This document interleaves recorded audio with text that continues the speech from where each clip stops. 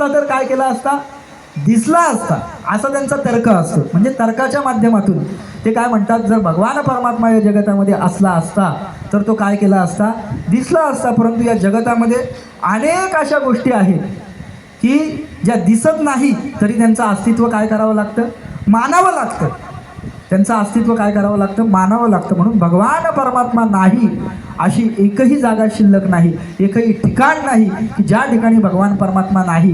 जर आपण अभ्यास केला, त्या ठिकाणी संत वाङ्मयाचं जर आपण चिंतन केलं तर आपल्याला असं लक्षात येईल की ते गवळणी म्हणतात की कहा पग दारू देखे अनिरा, देखे तो सब वहीने घेरा.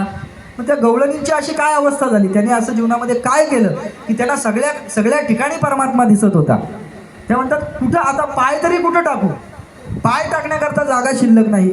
अशी जागा शिल्लक नाही की ज्या ठिकाणी काय नाही, परमात्मा नाही, अशी जागा शिल्लक नाही.